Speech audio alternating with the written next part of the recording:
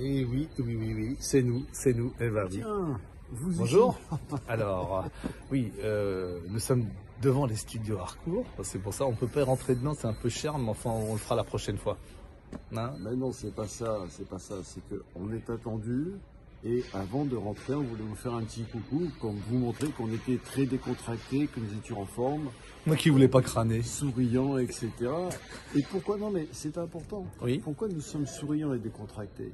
Oui. C'est que nous n'avons pas peur. Nous n'avons pas peur. Et donc on voulait vous parler justement de la peur. Et oui, c'est ça. Et pourquoi avoir peur? Est-ce que la peur est bonne conseillère vraiment? Non?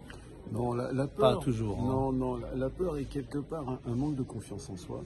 La peur vous contracte. Et lorsque vous êtes contracté, eh bien, vous perdez cette décontraction, ce sourire et cette aisance. Oui, on s'est forcé là, on est un peu cool, tranquille, pour vous montrer qu'on est vraiment à l'aise. Ah ben oui, absolument, non, c'est bien, ça fait plaisir de venir il me fait peur. vous voir. Bon. Donc voilà. Bon voilà, oui, alors, non mais la peur aussi, c'était pour le différencier du stress, parce que le stress peut parfois être bonne conseillère de temps en temps, comme un chanteur qui vient sur la scène et qui a un peu de stress. C'est-à-dire, il y a des chanteurs qui me disaient que moi, sans stress, je pense que je ne serais pas très bon sur scène. Et puis, une fois que la scène s'ouvre et tout, ah, là, ça y est, il commence à être plus à l'aise avec le public. Mais la peur, c'est pas la même chose. Il faut, à mon avis, s'en méfier. On a toujours peur.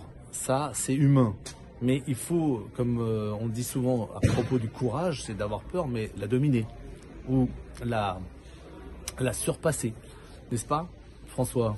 Oui, c'est ton point de vue sur la peur. Moi, en fait, je préfère parler de la joie, de la décontraction, parce que j'ai pas besoin de parler de la peur. Ah oui, mais ça fait partie de la vie et beaucoup de gens viennent avec des peurs. Regarde par exemple cette histoire du Covid, elle fait plus peur que de mal à la rigueur. Même si elle fait du mal, c'est clair, mais elle fait surtout beaucoup peur aux dirigeants, aux soignants, aux soignés, enfin tout le monde. Moi aux urgences, j'ai plein de gens qui ont peur et qui viennent nous voir.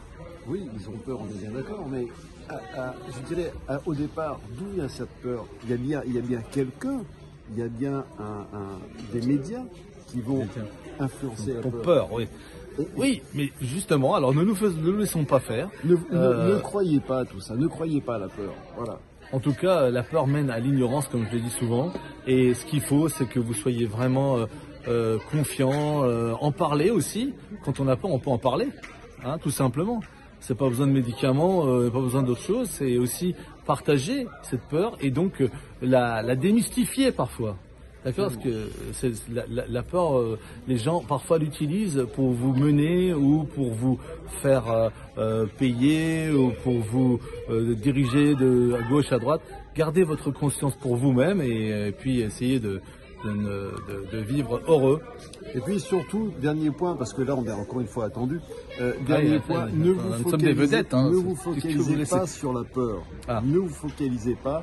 Ouvrez-vous, diversifiez-vous, ça va vous éviter d'être focus sur un point précis. Je voulais faire focus sur toi, mais non, ça va. Élargissez. Voilà, diversifiez,